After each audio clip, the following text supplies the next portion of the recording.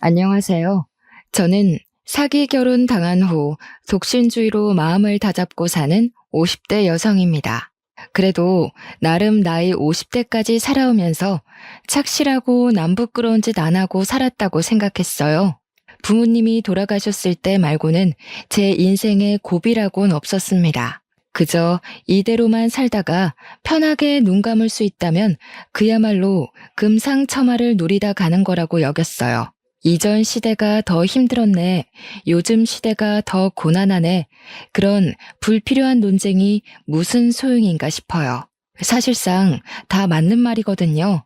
안 힘든 세상은 그 어떤 때에도 없었습니다. 그래서 제가 무난하고 순탄하게 살아온 것이 금상첨화라고 얘기를 한 거예요.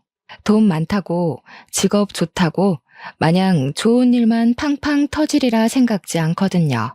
그런데 제가 하필 늦은 나이에 돌부리에 걸려 넘어지고 말았지 뭡니까? 어디 가서 그때 나이에 사기당했다고 하면 솔직히 쪽팔립니다. 심지어 결혼 사기를 당했잖아요. 그 일이 있고 저 아무한테도 얘기를 한 적이 없어요. 그냥 왜 갈라섰냐고 물어보는 사람이 있으면 일일이 말하기도 피곤하고 민망해서 그저 성격 차이라고만 해버립니다. 그래서 저 처음으로 여기다가 제 이야기를 써봐요. 용기 내서 말씀드리는 건데 부디 이 사연이 끝날 때쯤엔 제 마음도 편해졌으면 좋겠네요. 결혼을 하기 전까지는 그동안 제 인생에 결혼이란 삶이 없을 거라고 생각했어요. 그런데 다 늦은 제 나이에 한 줄기 빛처럼 찾아온 남자가 있었고 그 사람 덕분에 저는 처음으로 웨딩드레스를 입어봤습니다. 비록 결혼이 늦었지만 그래도 노후는 사랑하는 사람과 해보지 못한 추억을 쌓으면서 단란하게 살 수 있겠구나 기대를 많이 했었어요. 그렇게 인생 최대의 행복을 누릴 생각에 기분이 들떠있던 제가 결혼하고 난 후 바로 한 달 만에 이혼을 하게 될 줄 누가 알았겠습니까? 저는 조선소 주변에서 작은 호프집을 하던 사장입니다. 조선소 사람들이 퇴근하고 자주 찾는 가게라 매출이 잘 유지되는 편이었어요. 그곳이 오지랑 다름없는 곳이라서 젊은 사람들은 그저 집 일만 강제로 할 수밖에 없는 위치에 있었죠. 그렇다 보니 제 호프집은 저녁 시간에 많이 붐볐습니다. 거기서 남편을 만나 제 인생에 없을 줄 알았던 연애를 하게 된 거예요.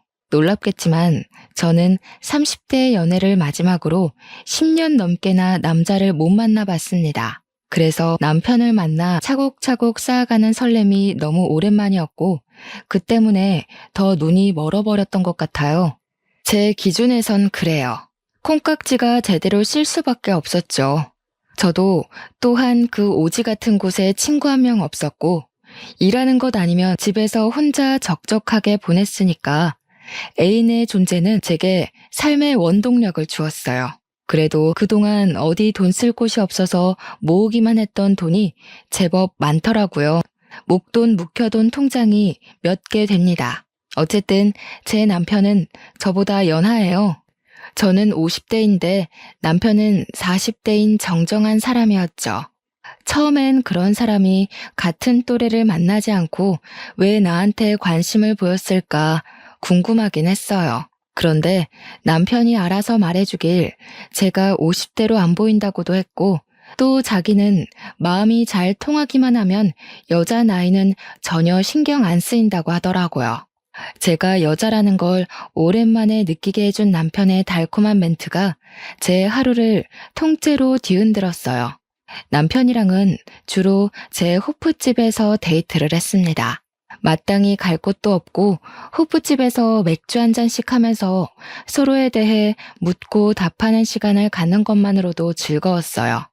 젊은 사람들끼리는 서로의 애정도라든지 과거라든지 하는 일이나 관심사 같은 걸 묻곤 한다는데 저희는 그런 시절 다 넘겨온 어른이잖아요. 그래서 경제 얘기나 정치 얘기, 관심사는 당연히 필수 질문이었고 세상 다 산 사람처럼 주로 인생살이에 대해 대화를 나눴습니다. 그렇다 보니 서로의 형편이나 수익에 관련해서도 투명하게 얘기를 하게 되었습니다. 조선소 남자들 돈 많이 쓰잖아요. 입지도 괜찮아서 매출이 장난 아닐 것 같은데 노후 걱정은 안 해도 되겠어요. 어디 주식이나 투자 같은 건 안 해요? 아유, 그런 건 겁이 많아서 쳐다도 못 봐요. 무식하게 돈 모으는 것만 할 줄 알지. 아무래도 이 주변에서 돈 쓸 데가 우리 가게밖에 없으니까 저도 득보는 게 있긴 하네요. 게다가 제가 친구가 없잖아요. 모으기만 하고 쓰질 않으니까 생각보다 돈 모으는 게 쉽더라고요. 당시엔 제가 몰라도 너무 몰라서 남편이 묻는 대로 순수하게 답했던 게 한심스러울 뿐이네요. 남편은 그 뒤로도 제 주머니 형편에 대해서 많이 언급했었습니다. 항상 제 가게 매출에 신경을 써줬고 마치 남편이 투잡을 하는 것처럼 조선조와 호프집을 번갈아 가며 도와줬어요. 그러면서도 다소 허술한 제 경제관념까지 친히 주의를 주면서 여자 혼자 돈 많이 쥐고 있으면 무슨 일 날지 모른다고 늘 정신 바짝 차리며 살게 해주었습니다. 남편을 만나기 전까지는 솔직히 제가 가게 계산대를 허술하게 관리하긴 했거든요. 직원 안 쓰고 저 혼자 일을 하는 호프집이었다 보니 계산대를 비우고 여기저기 쏘다니는 경우가 많았어요. 그럼에도 도난 사고 한 번 안 나서 제가 더 마음 놓고 계산대를 내버려 두었습니다. 그런데 남편의 경고를 듣다 보니 그게 꽤 일리가 있었고 어쩌면 점주 입장에선 당연히 신경 써야 되는 부분이잖아요. 그동안 제가 사장으로서 잘해왔다기보단 늘 운이 따랐었기 때문에 범죄 사고 없이 끌고 왔다는 생각이 들었어요. 그래서 남편이 조언을 해준 뒤부터는 돈통을 정말 열심히 관리했고 웬만하면 계산대를 비우지 않았습니다. 비우더라도 계산대로 항상 신경을 두고서 일을 했어요. 그러면 남편이 퇴근하고 호프집으로 출근하면서 항상 잘했다고 칭찬을 해줍니다. 때인 분들은 아실 거예요. 나이를 그렇게까지 먹으면서 사실 누구한테 칭찬을 해본 적은 있어도 칭찬을 받는 건 까마득하게 오래되었을 나이잖아요. 저도 마찬가지였습니다. 남편이 저더러 허투루 안 살고 돈 착실하게 모은 게 멋있다고 칭찬을 해줄 때도 많은 도파민이 분출되었어요. 노후 준비 다 되어 있고 자기 일 열심히 하고 예쁘기까지 한 여잔데 도대체 왜 여태 솔로였을까? 아무래도 나랑 만나라고 하늘이 점지해줬나 봐요. 저더러 선희 씨 남은 세월 든든하게 지켜주라고 선희 씨를 혼자 둔 것 같은데요. 그땐 정말 남편이 오로지 제 걱정뿐이라 생각하고만 있었습니다. 또 이건 이제야 말씀드리는 건데 남편한테는 이혼 경력이 있어요. 전처가 바람을 피우는 바람에 소송에서 갈라서게 되었다고 했습니다. 그런 상처를 가지고 있는 사람이라 그런지 한 번씩 저보고 전처랑 너무 다른 사람이라서 좋다고도 하더군요. 제 나이면 솔직히 초혼인 남자 만나기 힘들지 않습니까? 남편이 한 번 갔다 온 사람이라고 해서 그게 제 마음에 걸림돌이가 되지는 않았어요. 그때만 해도 제가 남편한테 너무 빠져 있었고 저를 정신 차리게 해줄 가족이라든지 친구라든지 아무것도 없는 상태였거든요. 친오빠가 하나 있긴 한데 다른 지역에 살다 보니까 솔직히 명절에 얼굴 보는 것도 힘들어요. 벌써 안 보고 산 지가 한 3년은 되었습니다. 가끔 오빠가 문자로 안부 남겨주는데 가족끼리의 소통이 끝이에요. 그래서 남편이 제게 정식으로 청혼을 해주었을 때 저는 그렇게 생각했어요. 제게 친구가 생겼다고. 함께 인생을 즐길 수 있는 가족이 나타났다고 말이죠.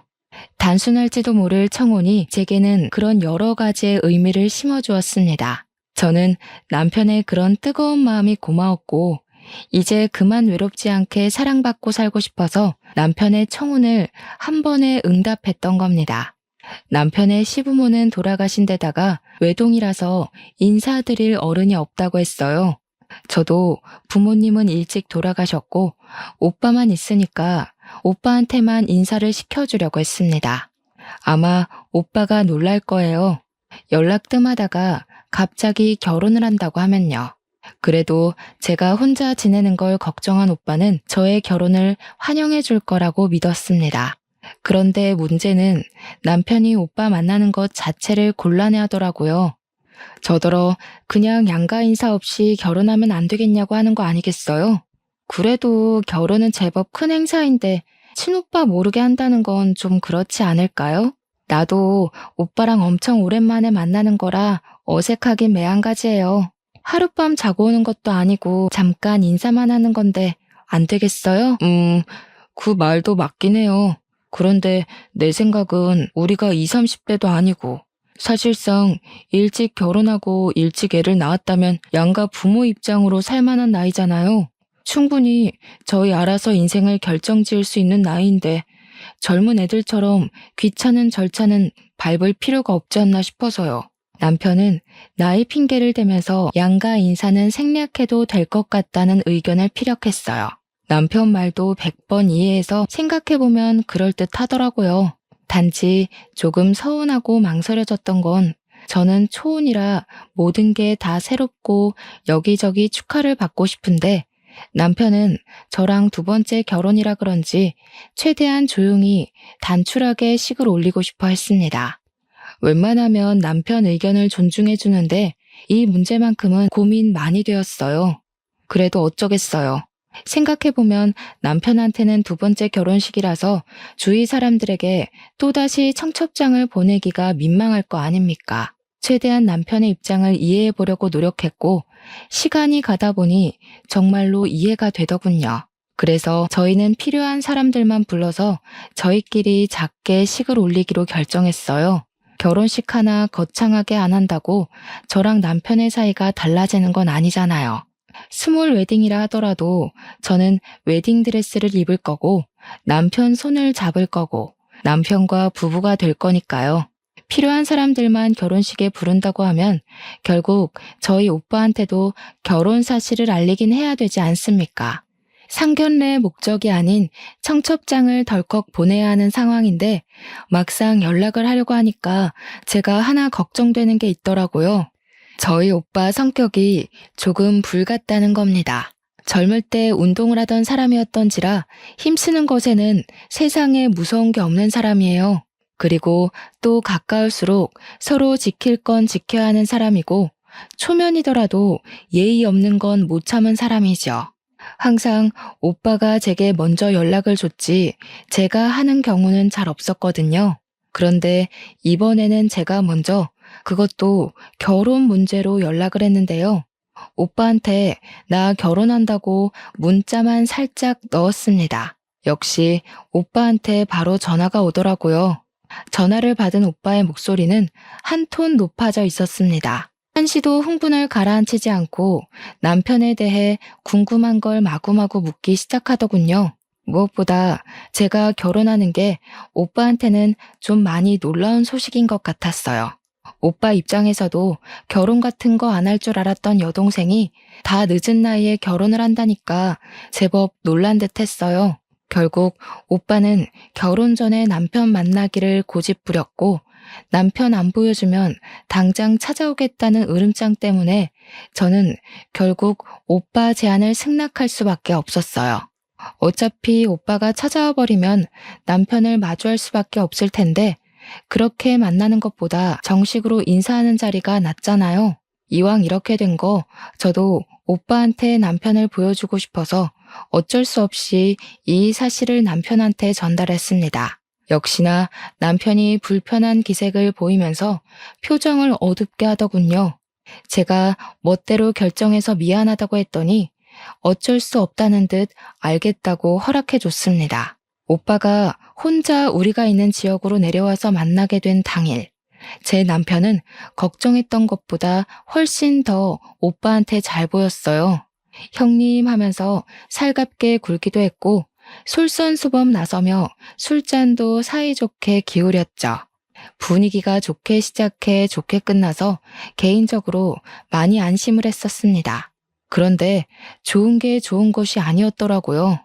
당시 그 자리에서는 별로 문제가 없었는데 기분 좋게 자리를 파하고 나서부터 그때 만남은 진짜 모습이 아니었다는 걸 알았어요. 남편은 그저 무사히 자리를 마무리해서 다행이라고 생각했는데 오빠는 전혀 아니었던 거죠. 다음날 제게 전화가 온 오빠한테서 정말 황당한 얘기를 들었습니다. 너 저 사람이랑 꼭 결혼해야겠어? 제대로 알아본 거 맞지? 아무래도 분위기가 수상해서 그래. 혹시 저 사람 이혼한 거 맞냐? 당연하지. 무슨 질문이 그래. 오빠, 그 사람 겨우 몇 시간 봤잖아. 뭘 얼마나 안다고 사람한테 수상하다는 말을 하냐? 듣는 내 생각도 좀 하지. 아니, 여자 손길에 길들여진 느낌이 들어서 입고 온 셔츠 각도 그렇고 손수건 챙겨 다니는 것도 그렇고 별걸 다 의심한다. 원래 깔끔한 사람이야. 나 오빠한테 결혼 허락받으려고 그 사람 소개해준 거 아니야. 우리 이미 결혼하기로 약속했고 날짜까지 잡았어. 나도 나이 먹은 어른이니까 이제부턴 내가 알아서 할게. 당시만 해도 저는 오빠가 남편에 대해 괜히 예민하게 돌려 생각한다고 봤어요. 세상에 완벽한 사람이 어딨겠어요? 오빠가 남편의 어떤 단점을 보고서 그런 부정적인 소리를 하는 건지 모르겠지만 누구나 단점은 있고 오빠가 느낀 남편의 단점을 저는 느끼지 못했으니 상관없다고 생각했습니다. 설령 남편에게 정말 단점이 있더라도 제게는 그게 단점이 아닐 수 있는 거잖아요. 나이를 먹으니까 남의 조언 듣는 것도 쉽지가 않더라고요. 제 인생 제가 책임질 수 있다고 생각했고 제 마음대로 해도 될 만한 나이라고 자만했던 게 아직도 후회스럽습니다. 그렇게 저랑 남편이 결혼식 날짜까지 향해 가는데 아무런 문제가 없었어요. 제가 결혼이 정말로 하고 싶었기 때문에 주위에서 주는 징조들을 눈 닫고 귀 닫고 그냥 모른 채 한 것도 있었을 겁니다. 그리고 드디어 다가온 결혼식 전날 밤. 한참 설레서 잠자리에 들기 직전까지 얼굴을 가꾸고 있었는데요. 오빠한테서 또 전화가 오는 거 아니겠습니까? 어딘가 모르게 받기가 꺼려졌지만 내일 친오빠도 하객으로 와야 하기 때문에 일단 전화를 받았어요. 그런데 오빠가 갑자기 올케언이 바꿔준다고 하면서 전화를 돌리는 거 아니겠습니까? 아가씨, 그 남자 혼전 순결에다 10시까지 통금 지킨다면서요. 혹시 그 남자 집에는 가봤어요? 신발장이나 욕실 같은 데도 확인했고요. 집에는 안 가봤죠. 조선소에서는 우리 집이 더 가깝고 우리 집에서 만나면 되니까요. 그리고 워낙 철저하고 계획을 잘 지키는 사람이라서 11시 취침 시간을 꼭 지키는 사람이거든요. 그런 사생활도 존중 안 해주고 어떻게 결혼하겠어요? 저 51살이에요, 언니. 아이고, 이를 어째. 당연히 남자 집을 가봤어야죠. 그분이 이혼까지 했다면서요. 보통 그러면 전처가 드나드는 흔적이 남아있을 수도 있어요. 내일 당장 결혼하는 사람한테 이런 소리 하기 미안한데 이혼남은 사전조사를 꼼꼼하게 해야 돼요. 저 지금 기분 나쁘려고 하거든요. 미안한 거 알면 그런 무례한 소리를 하지 마세요. 제 신랑이 그렇게 마음에 안 드시면 그냥 내일 오지 말던가요. 계속 꺼림칙하다고 얘기를 하는 그들에게 오히려 내가 더 기분이 상해서 전화를 끊어버렸습니다. 결혼식 전날인데도 제 결혼에 부정적인 말만 해대는 오빠랑 올케 언니가 좋게 보일 수가 없지 않습니까? 그래서 친오빠랑 올케 언니가 제 결혼식에 오는 건 기대를 안 했어요. 그런데 의외로 축하해주러 와줬더라고요. 저는 그렇게 결혼식을 올렸고 하객들에게 감사 인사를 전한 뒤 신혼여행을 떠났습니다. 신혼여행은 남편의 추천으로 몰디브로 갔어요. 날 밝은 시간부터 어둑해질 때까지 정말 즐겁게 놀았습니다. 그리고 야밤이 되었을 때 이제 그만 호텔방으로 돌아가려고 했는데 남편이 갑자기 보기 좋은 전망대가 하나 있다고 거기 들렸다가 돌아가자는 겁니다. 저희가 같이 계획한 코스에는 없는 장소라서 그냥 남편만 믿고 따라갔어요. 남편이 향하는 곳은 인적이 정말로 드문 곳이었습니다. 남편 말로는 그곳이 전망대로 유명한 곳이었는데 사고가 나서 장기적으로 문을 닫고 있다가 폐쇄가 된 곳이라고 했어요. 그래서 그런지 가로등도 설치가 안 되어 있더라고요. 조금 무서웠는데 남편이 도착했다는 곳에서 걸음을 멈추자 엄청난 야경을 한눈에 볼 수 있었습니다. 우리나라 야경도 전망 좋은 곳에서 보면 참 예쁘던데 몰디브는 또 몰디브만의 느낌이 살아서 예쁘더라고요. 여기까지의 느낌은 저를 위해 전망대 코스를 준비해준 남편 배려에 대한 보답입니다. 즉, 남편 말대로 야경은 참 예뻤지만 솔직히 제 기준에서 끝내줄 만큼인지는 잘 모르겠다는 뜻이에요. 하지만 그것 또한 저와 남편이 다른 점이라고 생각하고 남편의 감성을 이해해주며 호응을 보였어요. 그때 남편이 커피 좀 사오겠다며 기다리고 있으라 하더군요. 저는 너무 어둡고 무서워서 같이 가자고 했는데요. 오늘 나 때문에 많이 걸었잖아. 여기도 굳이 안 와도 되는 건데 내가 고집부려서 온 거니까 자기 고생 안 시키고 싶어. 조금만 기다려줘. 여기 건물 뒤에 카페 하나 있거든. 금방 다녀올게. 10분이면 돼. 그렇게 뛰어가 버린 남편은 다시 돌아오지 않았고 저는 그 길로 타국에서 남편을 잃게 되는 극한의 상황에 처하고 맙니다. 남편이 자리를 뜨고 한 1분 지났을까요? 아무도 없는 곳에 웬 파키스탄 외국인들이 나타났어요. 총 3명이었는데 그 남성들은 어기적거리며 제게 다가오더니 순식간에 저를 잡아 끌었습니다. 제가 최선을 다해 반항했지만 남자 힘은 이길 수가 없었어요. 소리를 질러도 주위에 인적이 없으니까 도움을 청하지도 못했습니다. 곧 돌아오겠다던 남편을 부르며 비명을 질렀지만 남편은 전혀 나타날 기미가 안 보였고 저는 그 상태로 미리 대기된 차량으로 끌려갔어요. 속수무책으로 끌려가더라도 사람이 본능적으로 목숨에 위협이 생기면 말도 안 되는 힘이 나오지 않습니까? 그 순간 제가 그랬던 것 같아요. 친오빠가 그런 말을 한 적이 있어요. 호랑이 굴에 들어가도 정신만 차리면 살 수 있다고요. 그 위험한 상황에서 생각나는 건 우리 친오빠밖에 없었습니다. 오빠 말대로 정신을 차리고 보니 도망칠 수 있을 만큼 수두룩한 허점들이 보였어요. 아마 제가 여자라서 대강대강 잡고 있어도 괜찮다고 생각했나 봅니다. 그래서 저는 어릴 적 오빠한테 배웠던 호신술로 그들을 제압해보려고 했지만 그런 상황에서 호신술 같은 게 어디 바로바로 생각이 났겠습니까? 그냥 제 식대로 발등을 밟고 팔을 깨물고 들고 있던 가방으로 두들겨 패고 던져준 뒤에야 도망을 칠 수 있었어요. 그리고 남편이 있던 곳까지 불이 나게 돌아왔는데 카페에서 커피를 사온다는 남편은 아직도 없었습니다. 남편이 갔다는 카페 위치로 뛰어갔지만 이 주위에는 어디에도 커피 살 수 있는 카페가 없다는 걸 알았어요. 그때 정말 찰나의 순간으로 어떤 기억 하나가 떠올랐는데요. 호프집에서 조선소 직원들이 술에 취해 대화하는 걸 어쩔 수 없이 들은 적이 있었습니다. 내용이 동남아로 여자 팔아넘기는 브로커 역할을 하면 큰 돈을 한꺼번에 만질 수 있다면서 조선소 일하기 피곤한데 어디 여자 하나 잡아서 갖다 팔아버릴까 하는 소리들이었어요. 그날 하필 테이블도 거기밖에 없어서 좀 겁나더라고요. 그래서 남편한테 퇴근하면 빨리 와달라고 연락을 했던 기억이 납니다. 왜 하필 이런 위험한 순간에서 그런 기억이 떠올랐는지 모르겠지만 남편이 혹시 나를 그렇게 만들려던 건 아닌가 싶은 생각도 찰나에 했어요. 하지만 금세 아니라고 부정을 해버렸죠. 남편과 함께 만들어온 추억들을 생각하면 절대 거짓일 수 없을 만큼 서로 행복했고 진심이었거든요. 일단 저는 그곳에서 벗어나기 위해 뛰고 또 뛰었습니다.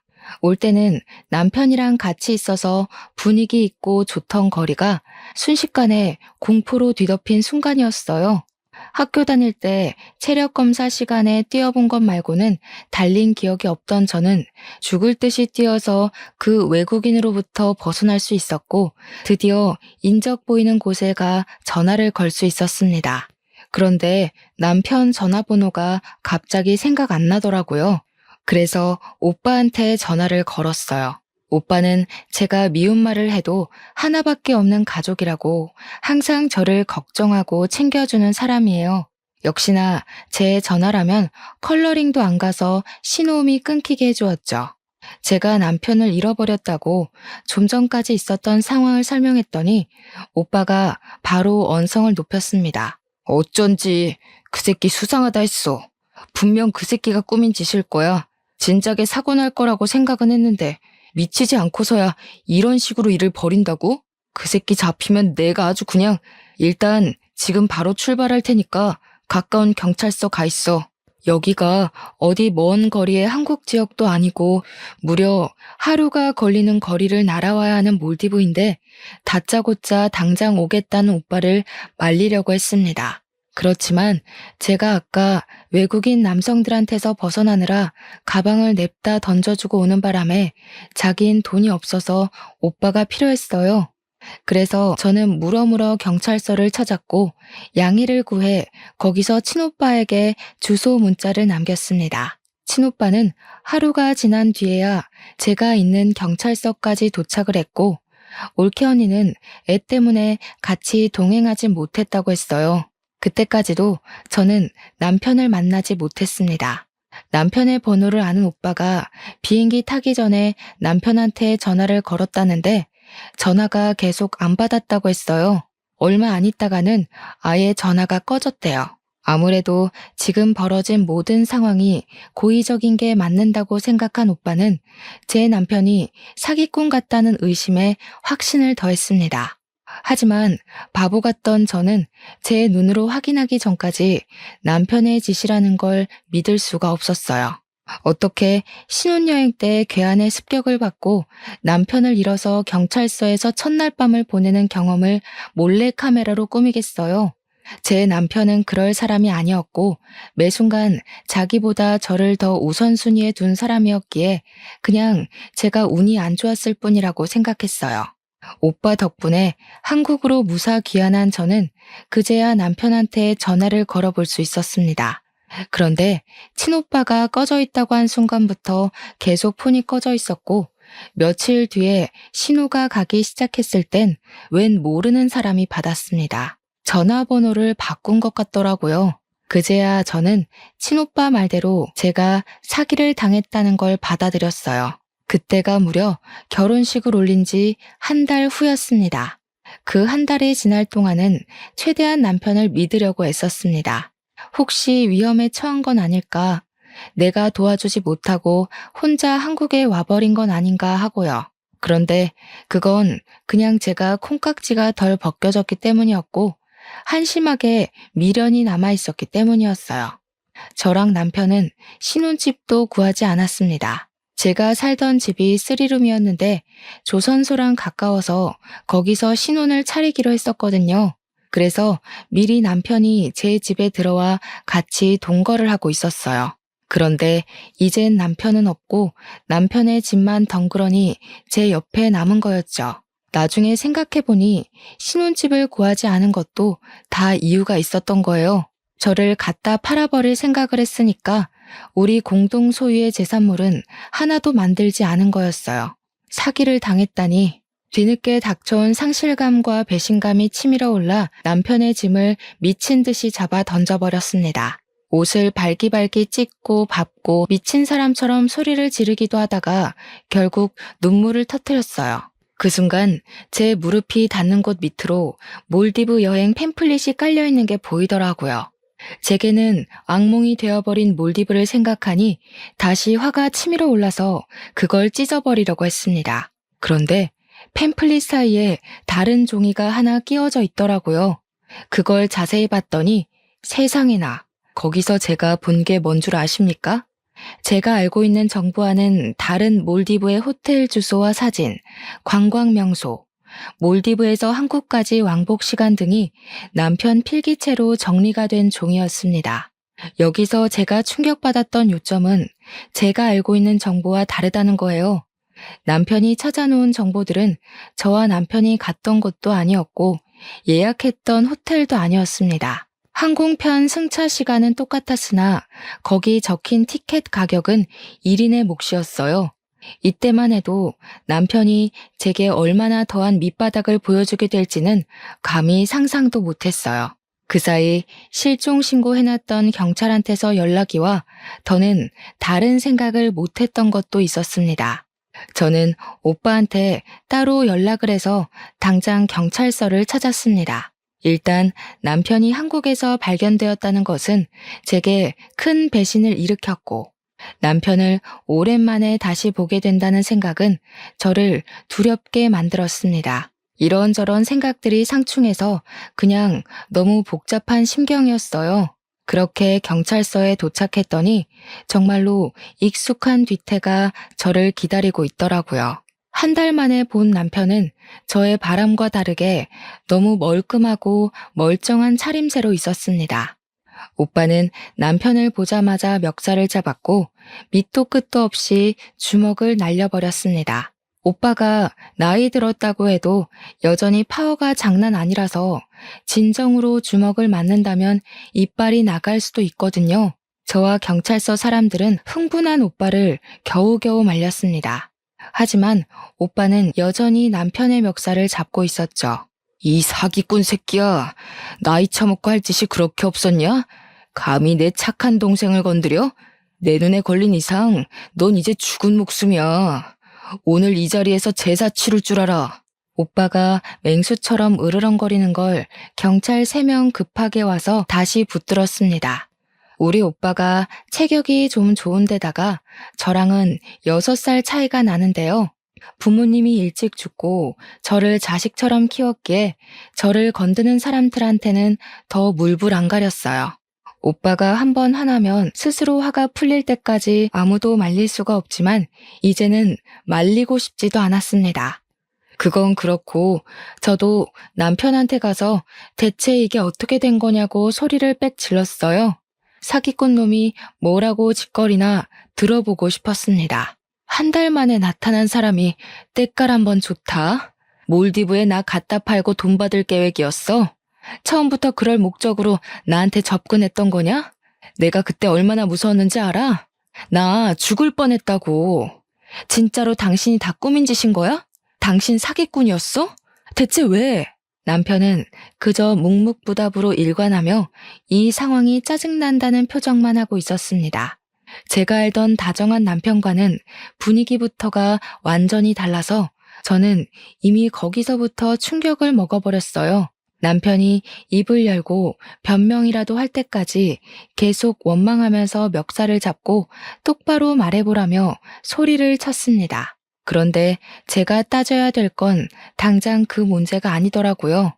남편의 옷이 구겨질 만큼 멱살에 힘을 주고 있는데 그 순간 저를 밀쳐내며 제 남편 앞을 가로막는 여자가 있었습니다. 처음 보는 그 여자가 하는 말 때문에 제 일은 단순 사기 결혼으로만 끝낼 수 없단 걸 알았어요. 내 남편한테 뭐 하는 짓이야? 다 늙은 아줌마가 더럽게 힘만 세가지고 이러다 상처나면 다 상해죄로 신고해버릴 줄 알아? 남편이라뇨? 이게 무슨 소린가 싶어서 할 말을 잃고 있었는데 알고 보니 기가 막히게도 이 여자가 남편의 전처라는 거 아니겠습니까? 전처가 있다는 사실은 이미 알고 있었어요. 남편이 이혼 경력 있다고 솔직하게 말해주었으니까요. 그런데 제가 궁금한 건 이미 갈라선 전처가 왜 갑자기 나타났고 왜 우리 일에 나서서 이러고 있냐는 거예요. 또 경찰서까진 어떻게 찾아왔는지도 궁금했습니다.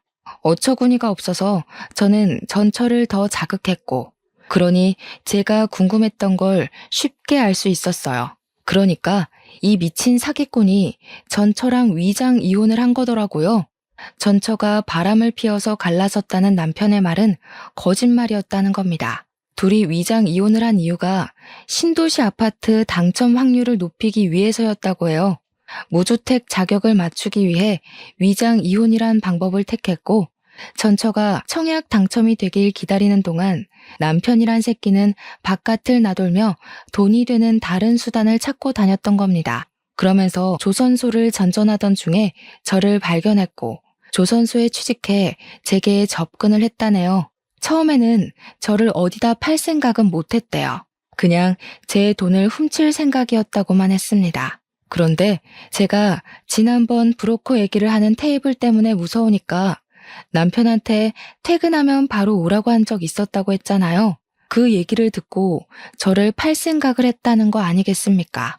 그래서 남편이 저랑 혼인신고는 안 하고 결혼식만 올렸던 거고 일부러 사람도 초청 안 했고 다음날 해외에다 돈 받고 팔아버린 거래요.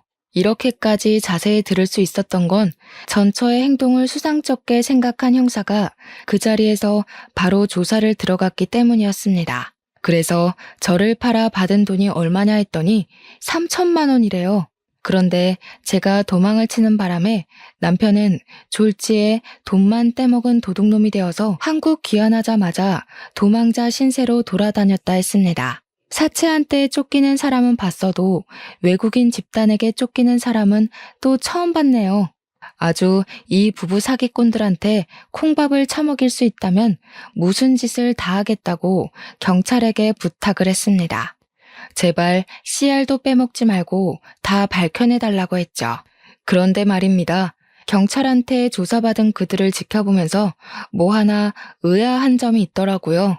몰디브를 간 건 저와 남편인데 경찰이 남편뿐만 아니라 전처까지도 몰디브에 있었던 알리바이를 묻더라고요. 왜 방향이 그렇게 흘러가지 싶어서 물어봤더니 글쎄 이 전처도 저랑 남편이 신혼여행 떠나는 날 같은 비행기를 탔다는 거 아니겠습니까? 그 순간 경찰서 오기 전 집에서 봤던 남편 필기들이 떠올랐어요.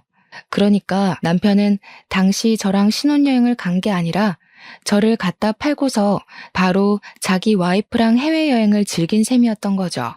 남편이 단 한순간도 저를 사랑한 적이 없었다고 해도 사기를 친 걸로 모자라 저를 기만했다고 생각하니까 이거 그냥 앉아있을 수 없겠더라고요.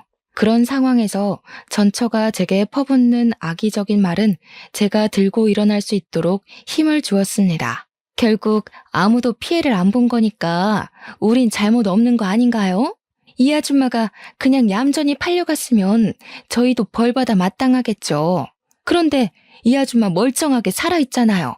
늙어서 비싸지도 않는 거 겨우 사람들 설득해서 보냈더니 도대체 어떻게 빠져나온 건진 모르겠지만 전처는 멍청하게도 경찰서가 어떤 곳인지 잘 모르는 듯 합니다. 그렇지 않고서야 정말로 자기 남편을 위한다면 그렇게 자기 죄를 알아서 자백하고 있을 순 없겠죠.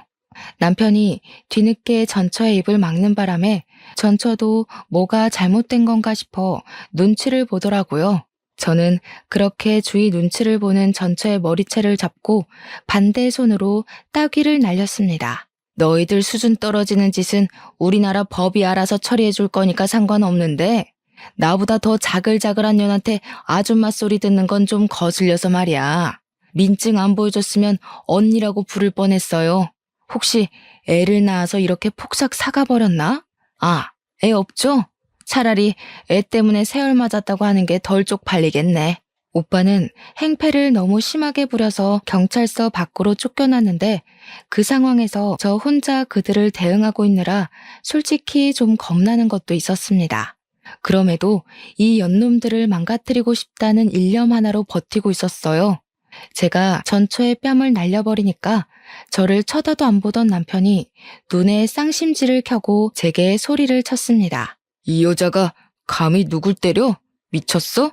늙으려면 곱게 늙을 것이지 개념이 없냐? 그렇게 억울하고 분하면 내가 던진 미끼에 걸리지를 말았어야지. 당신이 무능해서 속아 넘어간 걸 이제 와서 누구한테 화풀이야? 아, 이제 들으니까 확실히 단념하게 되더라고요. 저는 남편한테 그저 갖다 팔아야 되는 물건뿐이었던 거예요. 더 참지 못한 저는 남편을 쳐버렸어요. 우리 오빠가 체격이 좋다고 했잖아요. 왕년에 레슬링 선수로 뛰었고 한때 관장도 했던 사람입니다.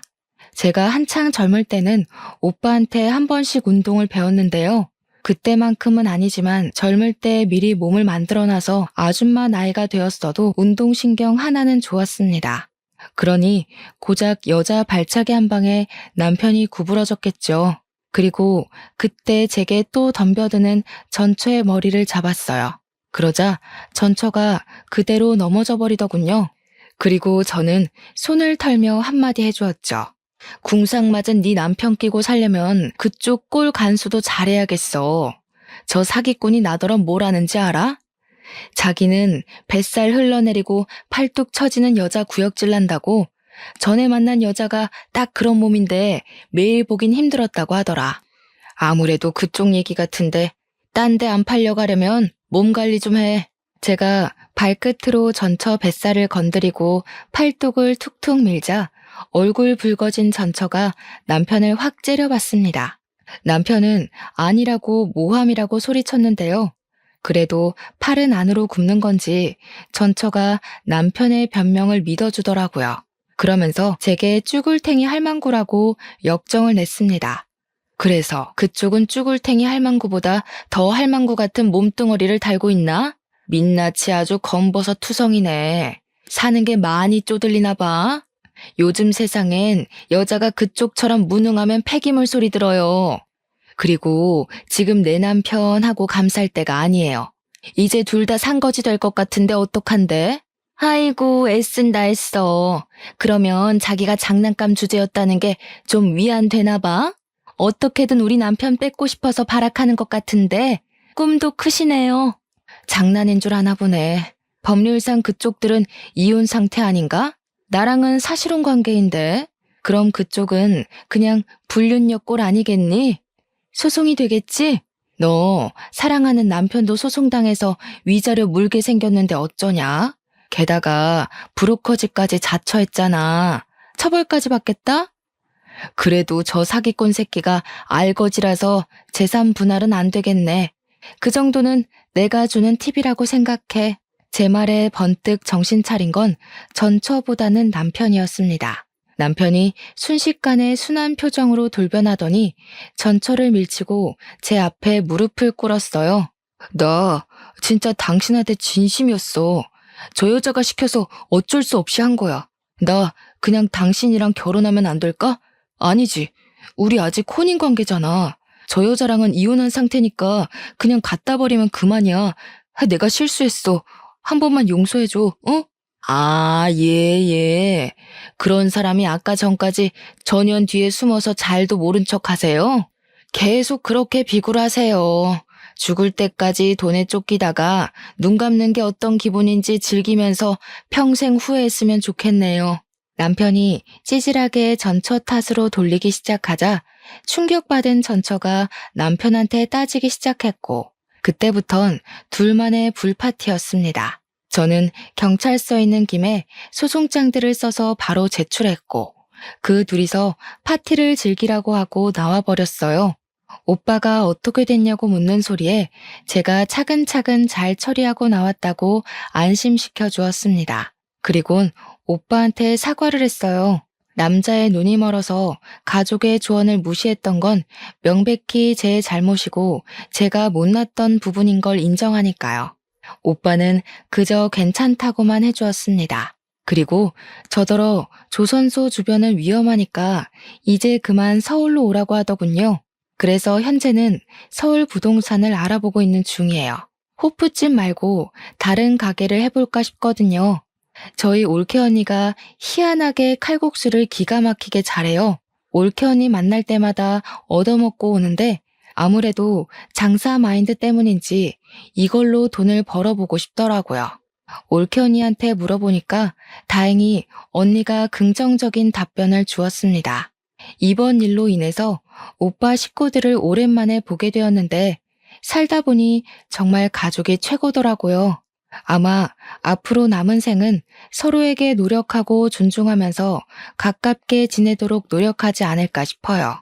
제 인생에 결혼이란 순간이 있었나 싶을 만큼 스쳐가듯 지나간 경험이었지만 그래도 한 번쯤 웨딩드레스를 입었던 기억이 있는 건 나쁘지 않더라고요. 지금도 저희 집에는 저 혼자 나온 웨딩 사진을 액자로 만들어서 세워뒀어요. 그리고 앞으로는 아마 가족들이랑만 지낼 것 같아요. 다 늦은 나이에 무슨 남자를 만나겠어요. 이 나이 되니까 그냥 다 피곤하고 혼자서 하고 싶은 일 하며 사는 게 편한 것 같더라고요. 제가 좋아하는 사람들만 끼고서 말이죠. 이렇게 독신으로 사는 것도 어쩌면 자유로울 수 있는 혜택이라고 생각합니다. 결혼은 의무도 아니고 막중한 책임감이 없다면 실패 확률도 크잖아요. 어디 내놓기 부끄러운 제 사연 잘 들어주셨나요? 저는 여기를 시작이자 마지막으로 그만 이날의 일들을 내다 버리려고 해요. 긴 글 듣느라 고생 많으셨습니다. 늘 만수무강하세요. 끝까지 들어주셔서 감사해요.